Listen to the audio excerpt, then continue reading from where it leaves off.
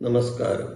എല്ലാവർക്കും ഈശ്വരാനുഗ്രഹം ഉണ്ടാകട്ടെ എന്ന് പ്രാർത്ഥിച്ചുകൊണ്ട് നിങ്ങളെല്ലാവരെയും ഞാൻ ഈ ജ്യോതിഷ പ്രോഗ്രാമിലേക്ക് സ്വാഗതം ചെയ്യുന്നു. ഞാൻ ഇന്ന് പറയുന്ന വിഷയം 2026 രാശിക്കൂറ് ഫലമാണ്. ഞാനിന്ന് പറയുന്നത് രാശിക്കൂറ് ഫലമാണ്. അതിൽ മീനൻ രാശിയുടെ കൂറുഫലമാണ് ഇന്ന് ഈ വീഡിയോയിൽ പറയുന്നത്. അപ്പൊ മീനൻ രാശിയിൽ വരുന്ന നക്ഷത്രങ്ങൾ പൂരുരുട്ടാതി കാൽഭാഗം, ഉത്രട്ടാതി രേവതി, ഈ നക്ഷത്രങ്ങളാണ് മീനക്കൂറിൽ വരുന്ന നക്ഷത്രങ്ങൾ. ഈ നക്ഷത്രങ്ങളുടെ രാശിക്കൂറ് ഫലമാണ്.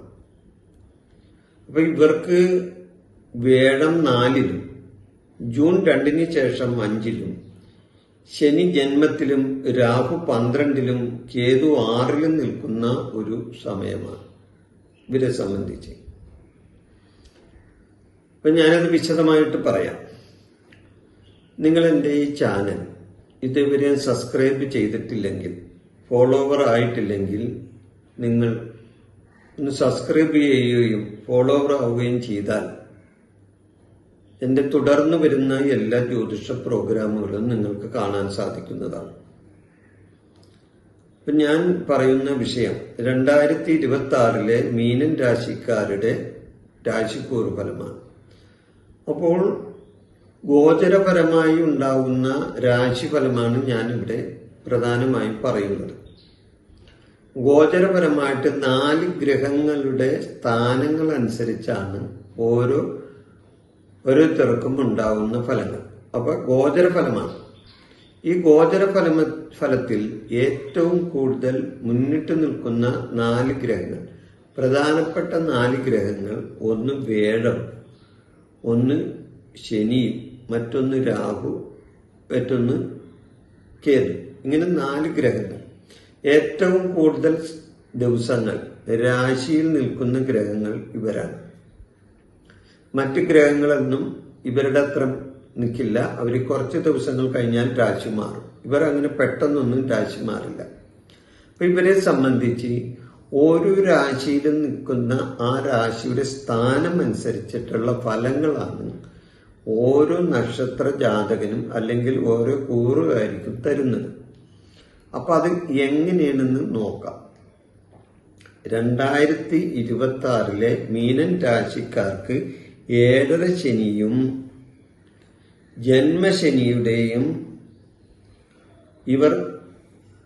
ജന്മശനിയുടെയും ഫലം അനുഭവിക്കുന്ന അവസ്ഥയാണ്. അതായത് മീനൻ രാശിക്കാർ, അതായത് പൂരുരുട്ടാതിക്കാരി, ഉത്രട്ടാതി രേവതി, ഇവർക്ക് 7ര ശനിക്കാലമാണ്. അതോടൊപ്പം തന്നെ ഇവർക്ക് ജന്മശനി, കാരണം ജന്മത്തിലാണ് ഇവരെ ജന്മരാശി മീനമല്ല. അപ്പൊ മീനത്തിലാണ് ഇപ്പൊ ശനി നിൽക്കുന്നത്. അപ്പൊ ജന്മശനിയും കൂടിയാണ്, 7ര ശനിയും ജന്മശനിയും കൂടിയാണ് ഇവരിപ്പോൾ അനുഭവിക്കുന്നത്. അപ്പൊ ഇവരെ സംബന്ധിച്ച് ഈ വർഷം ഇവർ അച്ചടക്കത്തോടെയും കഠിനാധ്വാനത്തോടെയും പ്രവർത്തിച്ചാൽ ഇവർക്ക് വലിയ നേട്ടങ്ങൾ ഉണ്ടാകുന്ന ഒരു വർഷമായിരിക്കും. മനസ്സിലായോ? അതായത് ഇവരുടെ ചില ഗ്രഹങ്ങളുടെ സ്ഥാനങ്ങൾ അത്ര നല്ല സ്ഥാനത്തല്ല. എന്നാൽ വേഴത്തിന്റെ നിൽപ്പ് നല്ലതാണ്. വേഴം 4-ലാണ് നിൽക്കുന്നത്. ജൂണിന് ശേഷം വേഴം 5-ലേക്കും മാറും. അപ്പൊ വേഴത്തിനെ കൊണ്ട് ഇവർക്ക് നേട്ടങ്ങൾ ഉണ്ടാക്കാൻ സാധിക്കും. അപ്പൊ 7ര ശനിയുടെ ദോഷമാണെങ്കിലും, അല്ലെങ്കിൽ ജന്മശനിയുടെ ദോഷമാണെങ്കിലും, രാഹുവിന്റെ 12-ലെ ദോഷമാണെങ്കിലും, കേതുവിന്റെ 6-ലെ ദോഷമാണെങ്കിലും ഇവർക്കത് മാറ്റിയെടുക്കാൻ കഴിയും. എങ്ങനെ? അതായത് വേഴം എന്നത് സർവേശ്വര ഗ്രഹമാണ്. ആ ഗ്രഹം നല്ല സ്ഥാനത്ത് നിന്നാൽ തീർച്ചയായിട്ടും വേഴം പ്രസാദിച്ചാൽ മറ്റ് ഗ്രഹങ്ങളും പ്രസാദിക്കും എന്നൊരു ചൊല്ലി ജ്യോതിഷത്തിലുണ്ട്. അപ്പൊ വേഴത്തെ പ്രസാദിപ്പിച്ചുകൊണ്ട് കാര്യങ്ങൾ മുന്നോട്ടു പോകാൻ തയ്യാറായാൽ തീർച്ചയായിട്ടും ഇവർക്ക് 2026 നേട്ടങ്ങൾ കൈവരിക്കാൻ കഴിയുന്ന സമയമാണ്. അപ്പൊ വേഴത്തെ എങ്ങനെയാണ് പ്രസാദിപ്പിക്കുന്നത്? വേഴത്തെ പ്രസാദിപ്പിക്കാൻ നിങ്ങൾ ചെയ്യേണ്ടത്, നിങ്ങളുടെ പക്കപ്പിറന്നാളിന് നിങ്ങൾ നവഗ്രഹ ദോഷശാന്തി പൂജ ചെയ്താൽ വേഴഗ്രഹത്തിന്റെ ഫലം കിട്ടുകയും അതോടൊപ്പം മറ്റു ഗ്രഹങ്ങൾ ദോഷസ്ഥാനത്താണെങ്കിൽ പോലും അവരെ പ്രസാദിപ്പിക്കാനും നിങ്ങൾക്ക് കഴിയും. അപ്പൊ നവഗ്രഹ പൂജ കൊണ്ട് അതിനെ നേടിയെടുക്കാൻ സാധിക്കുന്നതാണ്. അതോടൊപ്പം വേഴഗ്രഹത്തിന്റെ ദേവതമാരെ പ്രസാദിപ്പിച്ചാലും വേഴം അനുഗ്രഹിക്കും. അപ്പൊ വേഴഗ്രഹത്തിന്റെ ദേവതമാരാരാണ്? ഒന്ന് മഹാവിഷ്ണു, ഒന്ന് ഭഗവാൻ കൃഷ്ണൻ. ഇവരെല്ലാം വേഴഗ്രഹത്തിന്റെ ദേവതമാര്. അപ്പൊ അവർക്ക് വേണ്ട വഴിപാടുകളും പ്രാർത്ഥനകളും ഒക്കെ നടത്തിയാൽ തീർച്ചയായിട്ടും വേഴഗ്രഹത്തിന്റെ ഗുണാനുഭവങ്ങൾ നിങ്ങൾക്ക് നേടാൻ സാധിക്കുകയും അതുവഴി മറ്റു ഗ്രഹങ്ങളുടെ ദോഷാനുഭവങ്ങളുടെ കഠിനത കുറക്കാനും നിങ്ങളെ സംബന്ധിച്ച് സാധിക്കുന്നതാണ്. അപ്പൊ ഞാൻ മൊത്തത്തില് ഓരോ കാര്യങ്ങൾ ഇനി പറഞ്ഞു പോകാം. അത് ഞാൻ പറയുന്ന വിധത്തിലുള്ള കാര്യങ്ങൾ കൈകാര്യം ചെയ്താൽ തീർച്ചയായിട്ടും നിങ്ങൾക്ക് ഗുണാനുഭവങ്ങൾ ഈ വർഷത്തിൽ നേടിയെടുക്കാൻ സാധിക്കുന്നതാണ്. ഇവരെ സംബന്ധിച്ച് കഠിനാധ്വാനത്തോടെ പ്രവർത്തിച്ചാൽ വലിയ നേട്ടങ്ങൾ ഉണ്ടാക്കാൻ ഇവർക്ക് കഴിയുന്നതാണ്. വർഷത്തിന്റെ ആദ്യ പകുതി അനുകൂലവും എന്നാൽ രണ്ടാം പകുതിയിൽ പ്രതിരോധവും ജാഗ്രതയും വളരെ ആവശ്യമായിട്ടാണ് ഇവ കാണുന്നത്. ഇവരെ സംബന്ധിച്ച് രണ്ടാം പകുതിയിൽ കുറച്ച് ദോഷങ്ങൾ ഉണ്ടാവും. ആദ്യത്തേല് കുറച്ച് അനുകൂല ഉണ്ടാകുന്ന അവസ്ഥയുണ്ട്, ഇല്ലേ? വേഴം 4-ലാണല്ലോ. പിന്നെ അതുകൂടാതെ രാഹു 12-ലും കേതു 6-ലാണ്. 6-ലെ കേതു ഗുണം ചെയ്യും, അത് ദോഷമില്ല. 3, 6, 11 നിൽക്കുന്ന ഭാവഗ്രഹങ്ങൾ ഗുണം ചെയ്യുന്ന പറയുന്നത്. എന്നാൽ 12-ൽ നിൽക്കുന്ന രാഹു ഗുണം ചെയ്യില്ല. അത് നമ്മളെ ദുഷിച്ച സ്ഥാനത്തേക്ക്, അത് 12 എന്ന് പറഞ്ഞാൽ പാപസ്ഥാനമാണ്. പാപസ്ഥാനത്താണ് രാഹു നിൽക്കുന്നത്. അതുപോലെ ചെലവിന്റെ സ്ഥാനം കൂടിയാണ്. കൂടുതൽ ചെലവുകൾ ഉണ്ടാക്കും, കൂടുതൽ പാപകർമ്മങ്ങൾ നമ്മളെ കൊണ്ട് ചെയ്യിപ്പിക്കും. എന്നാൽ ഇതിനെയെല്ലാം നിങ്ങൾക്ക് വേഴത്തിനെ കൊണ്ട് നേരിടാൻ കഴിയുന്നതാണ്. അപ്പൊ അതുകൊണ്ടാണ് ഞാൻ പറഞ്ഞത്, നിങ്ങൾ വേഴത്തെ അനുകൂലമാക്കിയാൽ തീർച്ചയായിട്ടും അതിനെ മാറ്റിയെടുക്കാൻ കഴിയുന്നതാണ്. വേഴത്തിന്റെ സ്വാധീനം വർഷത്തിന്റെ ആദ്യം വളരെ ഗുണം ചെയ്യും നിങ്ങളെ സംബന്ധിച്ച്. അപ്പൊ അങ്ങനെ വരുമ്പോൾ നിങ്ങൾക്ക് തൊഴിൽ നേട്ടങ്ങൾ ഉണ്ടാകുന്ന ഒരു വർഷമാണ്. സാമ്പത്തികമായിട്ട് പുരോഗതി ഉണ്ടാകുന്ന ഒരു വർഷമാണ്. സാമ്പത്തികമായിട്ട് പുരോഗതി ഉണ്ടാവും.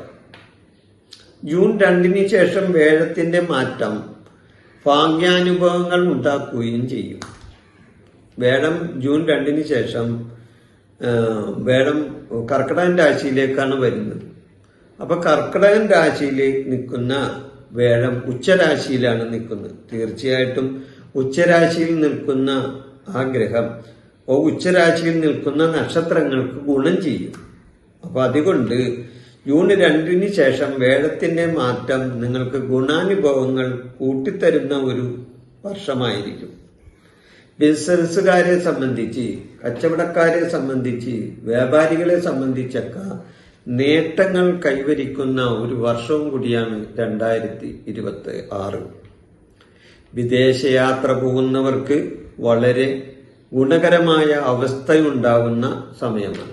വിദേശത്ത് പോകാൻ ആഗ്രഹിക്കുന്നവർക്ക് വിദേശത്ത് പോകാനും അതുവഴി വിദേശയാത്രയിൽ ഗുണാനുഭവങ്ങൾ ഉണ്ടാകാനും വഴി തുറക്കുന്നതാണ്. ജൂണിന് ശേഷം വരുമാനം വർദ്ധിക്കുന്ന അവസ്ഥയും ഇവർക്കുണ്ടാകും. പ്രതീക്ഷിക്കാത്ത ധനനേട്ടങ്ങൾ ഇവർക്ക് കൈവരിക്കാൻ സാധിക്കുന്ന ഒരു സമയമാണ്.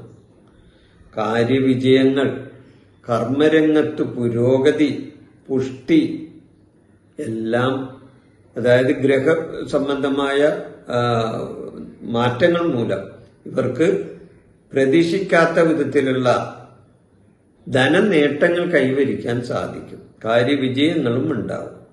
കുടുംബസുഖം, സന്തോഷം, ശ്രേയസ് എന്നിവയും ഇവർക്ക് ഉണ്ടാകാനായിട്ട് സാധ്യതയുണ്ട്. കുടുംബസംബന്ധമായി നേട്ടങ്ങൾ നല്ല അവസ്ഥ, കുടുംബത്തിലെ നല്ല അവസ്ഥ ഇതെല്ലാം ഉണ്ടാകാനും സാധ്യതയുണ്ട്. ദൂരയാത്ര, വിനോദയാത്ര എന്നിവ പോകാൻ ഇവർക്ക് സാധിക്കുന്നതാണ് 2026. ആരോഗ്യകാര്യങ്ങളിൽ ശ്രദ്ധിക്കുന്നത് വളരെ നല്ലതാണ്. ഗുണപരമായ സമയവും ദോഷപരമായ സമയവും ആരോഗ്യരംഗത്തും ഉണ്ടാകും. എന്നാൽ ദോഷാനുഭവങ്ങൾ ഉള്ള സമയം ആ ആരോഗ്യത്തെ സംബന്ധമായ വിഷയത്തിൽ അതിനെ നിസ്സാരമായി കാണാതെ അതിന് വേണ്ട സമയത്ത് ചികിത്സ ചെയ്താൽ തീർച്ചയായിട്ടും ആരോഗ്യപരമായ പ്രശ്നങ്ങളിൽ നിന്ന് ഒഴിവാകാൻ നിങ്ങൾക്ക് സാധിക്കും. അതല്ല, അത് നിസ്സാരമായി കരുതിയാൽ പിന്നീട് അതിൽ നിന്ന് ദോഷാനുഭവങ്ങളും ഉണ്ടാകും. വാക്കുകൾ പറയുമ്പോൾ ഇവർ ശ്രദ്ധിക്കേണ്ടത് വളരെ അത്യാവശ്യമാണ്. ഇവരെ സംബന്ധിച്ച് 7.5 ശനിയുടെ സമയമൊന്നുമല്ല ഞാൻ പറഞ്ഞത്, ഇല്ലേ? 7.5 ശനിയുടെ സമയവും കൂടിയാണ്, അതുകൂടാതെ ജന്മശനിയും കൂടിയാണ് ഇവരെ സംബന്ധിച്ച്. അപ്പോൾ വാക്കുകൾക്ക് നിയന്ത്രണം വേണം. വാക്കുകൾ എന്തെങ്കിലും പറയുമ്പോൾ ഒന്ന് ശ്രദ്ധിച്ചു വേണം പറയാൻ. വാക്ക് തർക്കങ്ങൾ ഉണ്ടാകും, അടിപിടി, അതേപോലെ മറ്റ് പോലീസ് സ്റ്റേഷൻ കയറല്, മറ്റ് കോടതി കയറല്, ഇതെല്ലാം ഈ 7.5 ശനിയിൽ വരാവുന്നതാണ്. അപ്പൊ ഇതെല്ലാം മുൻകൂട്ടി കണ്ടറിഞ്ഞ് വേണം നിങ്ങൾ കാര്യങ്ങൾ കൈകാര്യം ചെയ്യാൻ. അപ്പൊ വേഴത്തിന്റെ ആനുകൂല്യം ഉണ്ടെങ്കിൽ പലതും നിങ്ങൾക്ക് നേടാൻ സാധിക്കും. അപ്പോ വാക്കുകൾ നിയന്ത്രിക്കുകയും അതേപോലെ തന്നെ പറയുന്ന പ്രവർത്തികളിൽ കുറച്ച് മിതത്വം കാണിക്കുകയും ചെയ്താൽ തീർച്ചയായിട്ടും 2026 ദോഷാനുഭവത്തിൽ നിന്ന് മുക്തി നേടാനും അതുവഴി നിങ്ങൾക്ക് നല്ല ഒരു 2026 മാറാനും 26 നല്ല സമയങ്ങൾ നിങ്ങൾക്ക് ഉണ്ടാകാനും നിങ്ങൾ വിചാരിച്ച പോലെ പല കാര്യങ്ങൾ നേടിയെടുക്കാനും എല്ലാം നിങ്ങൾക്ക് കഴിയും. ഈ മീനക്കൂറുകാരുടെ രാശിക്കൂർ ഫലം 2026 രാശിക്കൂർ ഫലം ഞാനിവിടെ പറഞ്ഞ് അവസാനിപ്പിക്കുകയാണ്. എല്ലാവർക്കും ഈശ്വരാനുഗ്രഹം ഉണ്ടാകട്ടെ എന്ന് പ്രാർത്ഥിക്കുന്നു. അടുത്ത ഒരു വീഡിയോയിൽ വരുന്നതുവരെ നിങ്ങൾക്ക് എൻ്റെ നന്ദി, നമസ്കാരം. എൻ്റെ ഈ ജ്യോതിഷ പ്രോഗ്രാം നിങ്ങൾക്ക് ഇഷ്ടപ്പെട്ടാൽ ഇത് സബ്സ്ക്രൈബ് ചെയ്യാനും ലൈക്ക് ചെയ്യാനും ബെൽ ബട്ടൺ അമർത്താനും മറക്കരുത്.